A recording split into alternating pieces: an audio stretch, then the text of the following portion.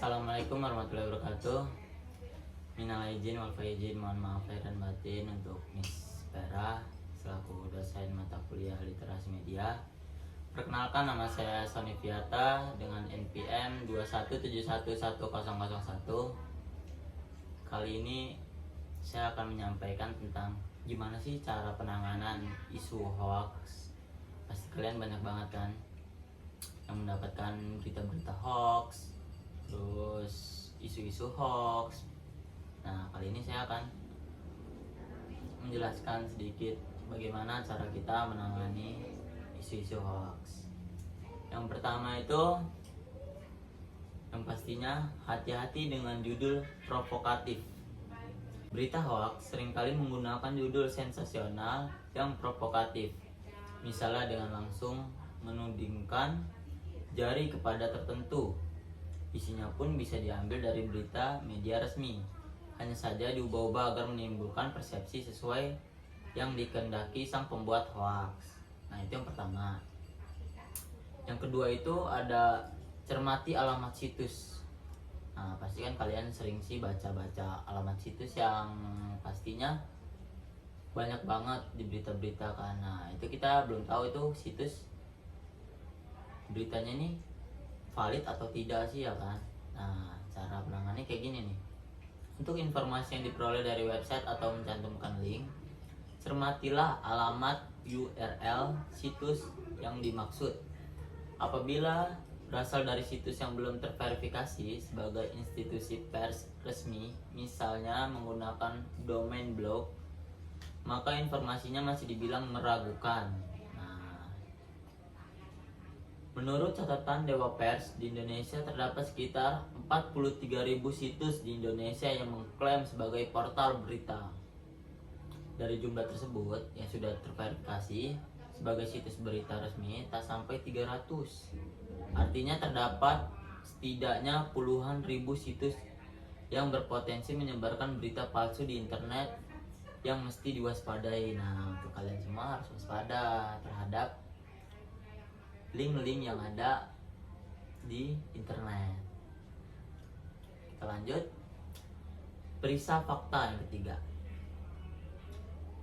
Apa sih periksa fakta? Nah, sini saya sedikit menjelaskan. Perhatikan dari mana berita berasal dan siapa sumbernya. Apakah dari situs resmi seperti KPK atau Polri?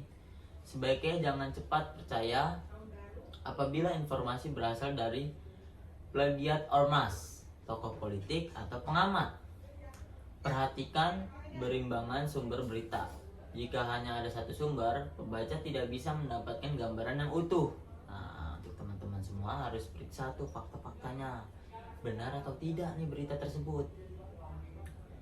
Yang keempat itu ada cek keaslian foto. Nah, tidak hanya itu, tidak cuma isi, foto pun mempengaruhi ternyata teman-teman.